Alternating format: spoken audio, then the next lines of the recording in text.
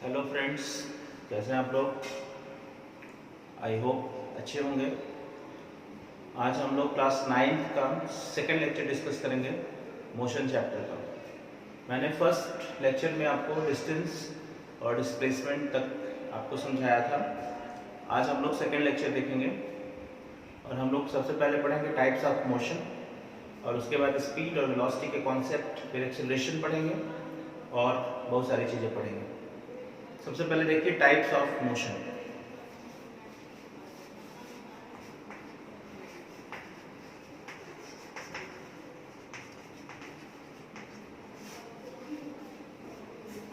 Motion आपके level में basically दो तरह का होता है, लेकिन हायर क्लासेस में जाएंगे तो उसकी 3 कैटेगरीज हो जाती हैं। पहले मोशन को हम लोग कहते हैं ट्रांसलेशनल मोशन।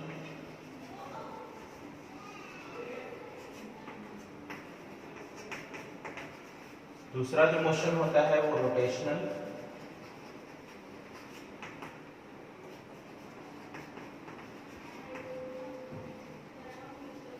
थर्ड हो जाता है रोलिंग मोशन। ये रोलिंग मोशन आपके सिलेबस में नहीं है। चलिए देखते हैं पहले ट्रांसलेशनल मोशन किसको कहेंगे। कोई भी बॉडी अगर स्ट्रेट लाइन में चल रही है, मान लीजिए कोई बच्चा है और ये स्ट्रेट लाइन पाथ पे चल रहा है, ठीक है, और इसको केवल एक ही क्वाड्रेंट की जरूरत है, तो उसको हम लोग ट्रांसलेटरी मोशन कहते हैं। ट्रांसलेटरी मोशन में एक ही क्वाड्रेंट की जरूरत होती है और बॉडी का हर एक पार्टिकल सेम वेलोसिटी से मोशन करेगा। इस बॉडी का हर एक पार्टिकल वेलोसिटी उसकी सेम होगी।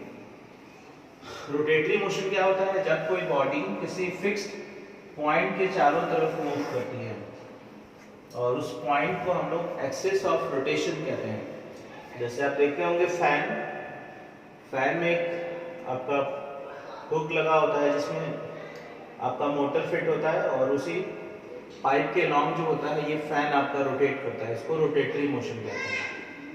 और रोलिंग आपका जो होता है इसमें ट्रांसलेशनल और रोटेशनल दोनों होता है एक साथ। जैसे मान लीजिए ये साइकिल का पहिया है, तो साइकिल का जो पहिया देख रहे हैं इसमें ये साइकिल का पहिया आगे भी चल रहा है और ये रोल भी कर रहा है, मतलब रोटेट भी हो रहा है और ट्रांसलेट भी हो रहा है। मीन्स ट्रांसलेटरी और रोटेटरी दोनों के सम को हम लोग रोलिंग मोशन कहते हैं। क्लियर? तो ट्रांसलेटरी मोशन में बॉडी एक स्ट्रेट लाइन में चलती है, रोटेटरी में किसी भी पॉइंट के चारों तरफ घूमती है ये बॉडी, और रोलिंग में आपका ट्रांसलेशनल प्लस रोटेशनल दोनों होता है। आते हैं हम लोग नेक्स्ट कॉन्सेप्ट पर। आप चाहें तो स्क्रीनशॉट ले लीजिए।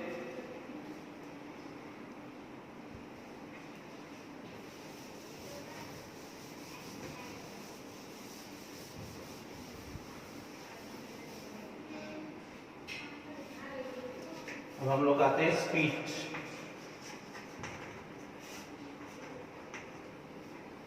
स्पीड क्या होती है और वेलोसिटी क्या होती है?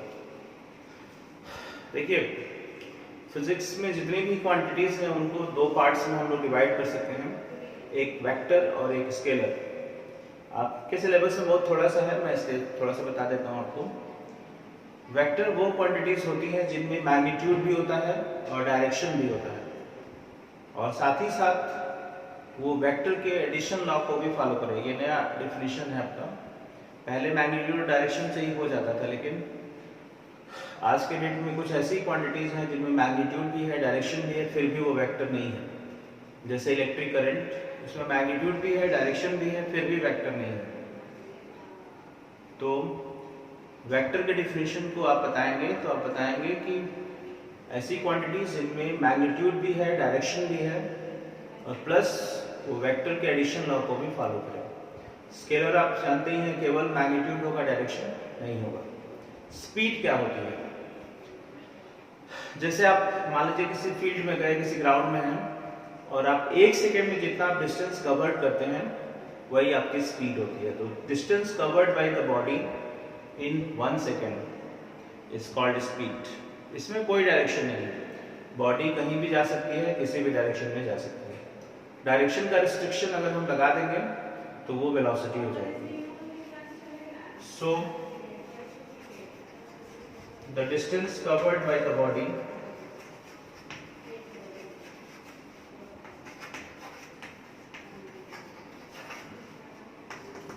in 1 second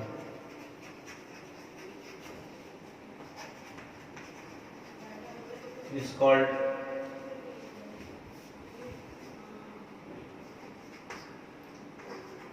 its speed। सी को हम उसकी स्पीड कहते हैं, ठीक है। नाउ मैथमेटिकली इसका हम फॉर्मूला लिख सकते हैं। Speed is equal to distance upon time. Now check out the unit in SI system or MPS system। जैसा कि मैंने पहले दिन डिस्कस किया था, डिस्टेंस की यूनिट मीटर हो जाएगी और टाइम की unit second. So this becomes metre second to the power -1। and in CGS system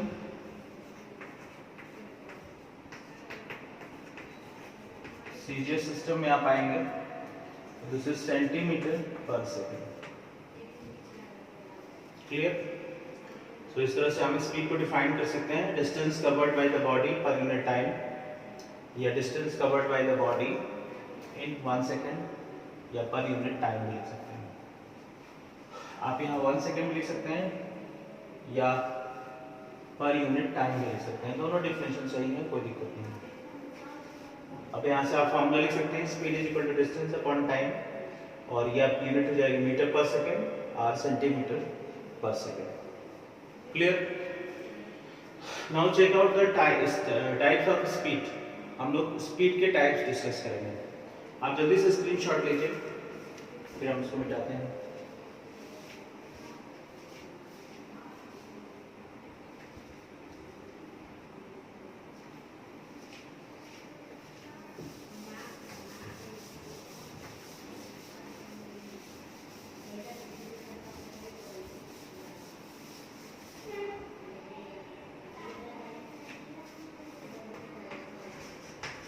Types of speed।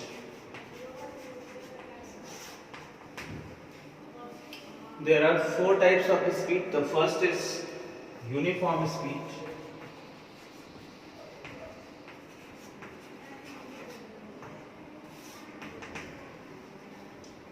Uniform speed का क्या मतलब होता है? यूनिफॉर्म स्पीड का मतलब होता है कि अगर कोई भी बॉडी इक्वल डिस्टेंस कवर करती है इक्वल टाइम इंटरवल में। जैसे जनरली जो ट्रेन की स्पीड होती है वो यूनिफॉर्म हम लोग लेते हैं। ट्रेन जब रुकती है चलती है तो यूनिफॉर्म नहीं होता है, लेकिन जनरली जो उनका जो मिड पाथ होता है वो लगभग यूनिफॉर्म होता है।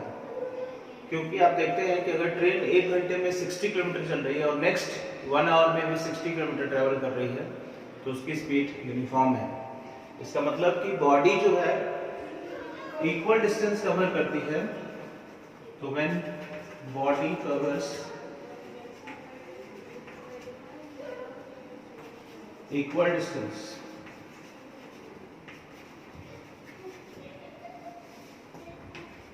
in equal interval of time। मैं आपको नोट्स भी लिख दे रहा हूं ताकि आपको कोई दिक्कत नहीं हो। So when body covers equal distance in equal interval of time, so this is called uniform speed। For example, motion of train। Second is non-uniform speed।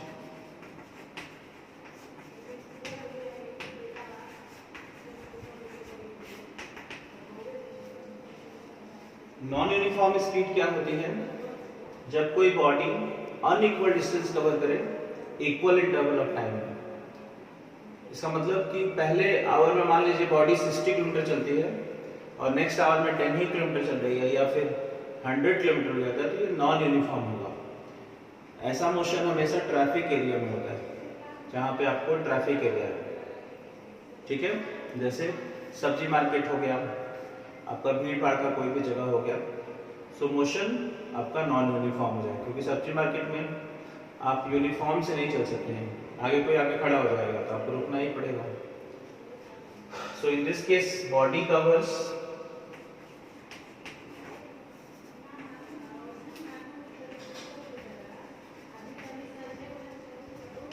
unequal distance in equal interval of time।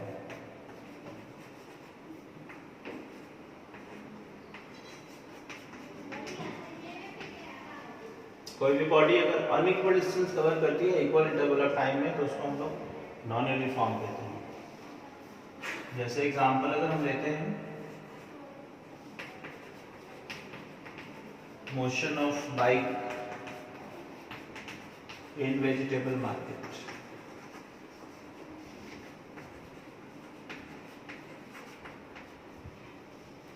Vegetable market में आप जाते हैं तो आपका motion non uniform हो जाएगा, ठीक है। जल्दी से आप स्क्रीनशॉट लीजिए, हम लोग तीसरे पे आते हैं, एवरेज स्पीड पर।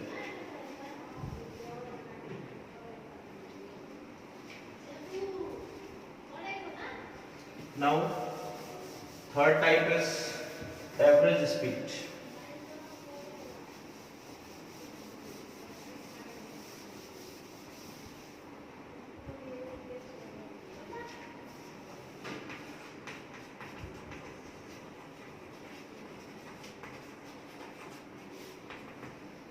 एवरेज स्पीड क्या होती है? एवरेज स्पीड की जरूरत आपको नॉन यूनिफॉर्म मोशन के लिए पड़ती है, जब बॉडी की वेलोसिटी लगातार चेंज हो रही है।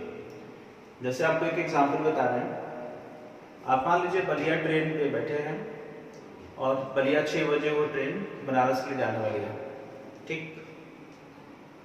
बलिया से वाराणसी की जो डिस्टेंस है वो 150 किलोमीटर है, टोटल डिस्टेंस हमको मालूम है 150 किलोमीटर, ठीक। और हम 6 बजे से चले यहाँ से और 10 बजे हम लोग बनारस पहुँच गए, तो कितना टाइम लगा? 4 घंटे। इसके दौरान आपने देखा होगा कि ट्रेन जो होगी वो बहुत सारे स्टेशन से रुकती हैं, आपके कुछ ऐसे स्टेशन होते हैं जहाँ पे क्रॉसिंग के लिए बहुत ज़्यादा देर तक भी रुकती है। फिर भी हम जब एवरेज स्पीड निकालते हैं तो हम वो टाइम काउंट करते हैं। अगर ट्रेन खड़ी भी है मोशन के दौरान या फिर आपकी ट्रेन रुकी है एकदम, मान लीजिए 1 घंटा भी रुकी है, तो आप वो टाइम एवरेज में काउंट होगा।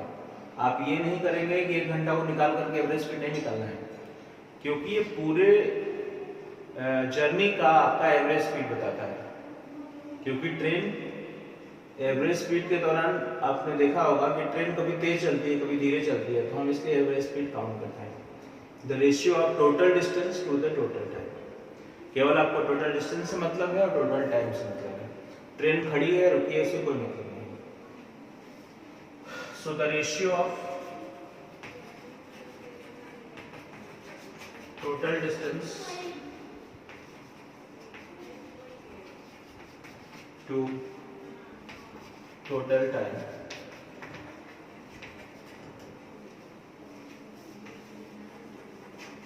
is called average speed। आप इसका फॉर्मूला भी लिख सकते हैं,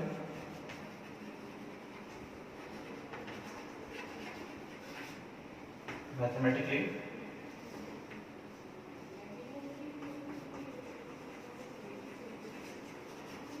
average speed is equal to total distance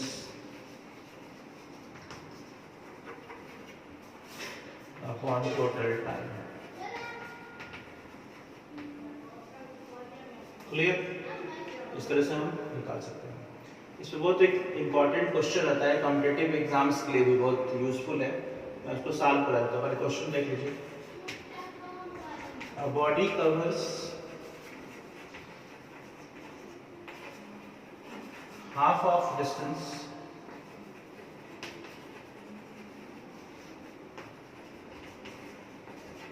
with speed v1 meter per second and remaining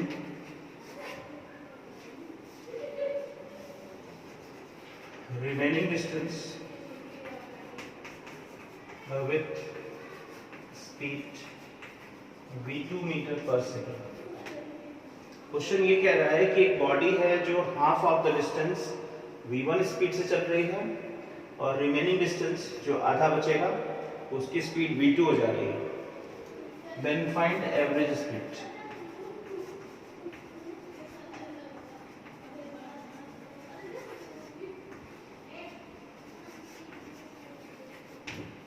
तो आपको एवरेज स्पीड बताना है। ऐसे क्वेश्चन को टिल्ट भी कर सकते हैं, इस क्वेश्चन को दूसरे तरीके से भी।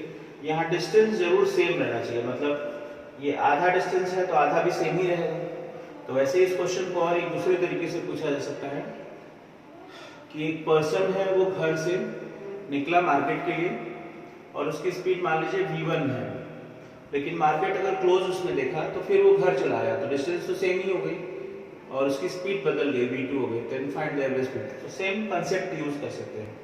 क्लियर? नाउ कैसे इसको सॉल्व करेंगे देखते हैं। आप जल्दी से स्क्रीनशॉट लीजिए, मैं इसको सॉल्व करके बताता हूँ।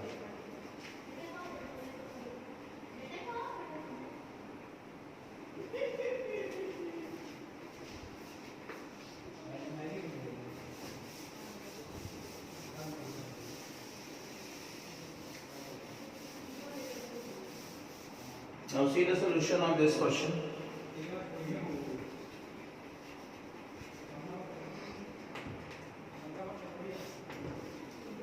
Body covers half of the distance with speed v1. हम फिगर पहले देखते हैं। सपोज करिए ये टोटल आपको A से B तक जाना है। ये पूरी डिस्टेंस को हम 2x मान लेते हैं, क्योंकि हमको आधी डिस्टेंस चाहिए तो x में बंटवारा करने में कोई दिक्कत नहीं। ये बीच के पॉइंट को C मान लीजिए, तो ये आधी डिस्टेंस हो जाएगी x और ये भी आधी डिस्टेंस x।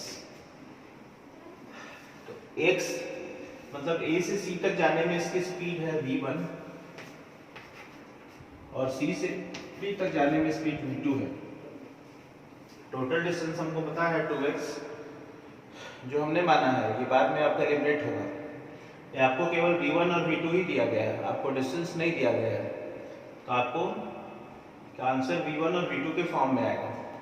मैंने जो फॉर्मूला बताया है वो total distance upon total time है। यहाँ पे दोनों ही चीजें नहीं है, केवल स्पीड दिया गया, टाइम भी नहीं दिया गया है। तो हम मान लेंगे let from A to C the time is t1 and from C to B the time is t2। तो हम टाइम निकाल लेंगे पहले। Now time taken. टाइम का फॉर्मूला होता है, अभी आपने पढ़ा था, speed is equal to distance upon time. So time is equal to distance upon speed. So this becomes x upon v1 and this time becomes x upon v2। So total time becomes t is equal to t1 plus t2। हम दोनों time को add कर देंगे। Question में क्या देंगे?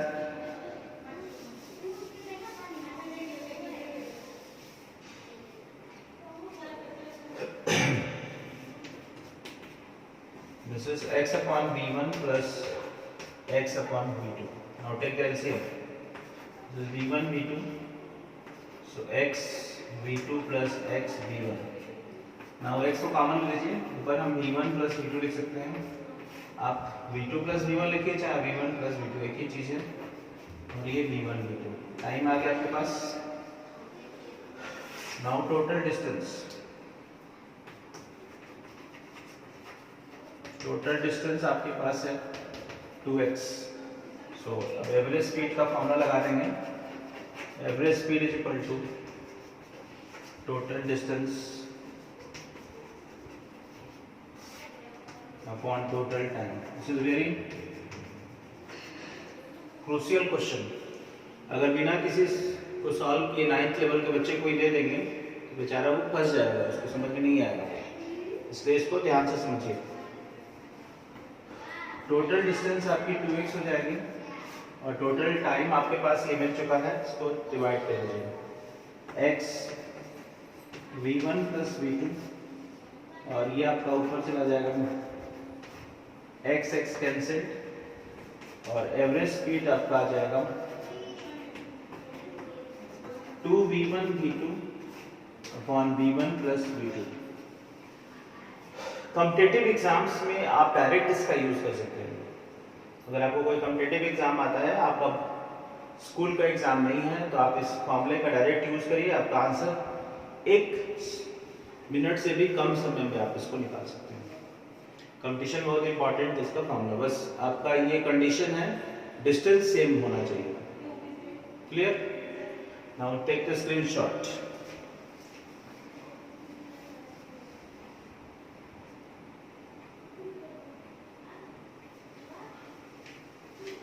आज का आखिरी टॉपिक हम लोग स्पीड के 4th पार्ट पे चलेंगे।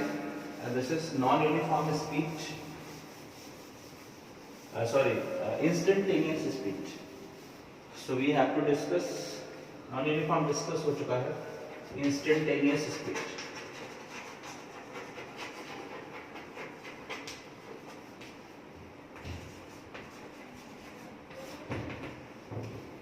इंस्टेंटेनियस का मतलब होता है क्षणिक। क्षणिक का मतलब होता है एक पर्टिकुलर इंस्टेंट पर। जैसे आप बाइक चला रहे हैं और आपके पिताजी फोन करके पूछ रहे हैं कि तुम्हारी स्पीड कितनी है, तो आप बता रहे हैं 40 किलोमीटर पर आवर, तो वो इंस्टेंटेनियस हुआ। हो सकता है अगले क्षण आपकी स्पीड चेंज हो जाए। क्लियर?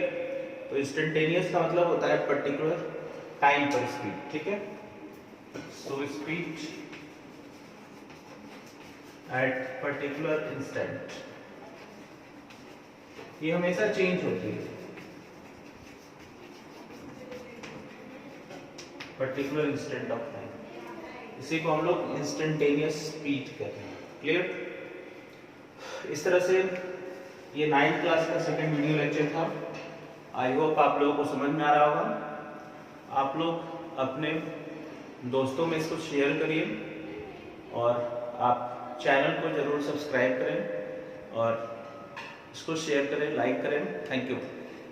आपको और भी तीसरा वीडियो जल्द ही मिलेगा 9th क्लास के लिए, जिसमें हम लोग वेलोसिटी पढ़ेंगे और एक्सेलरेशन पढ़ेंगे, और उसके बाद तब हम इक्वेशन ऑफ मोशन डिस्कस करेंगे। टिल तब तक घर पे रहिए, सुरक्षित रहिए, और चैनल को जरूर सब्सक्राइब करें। Thank you.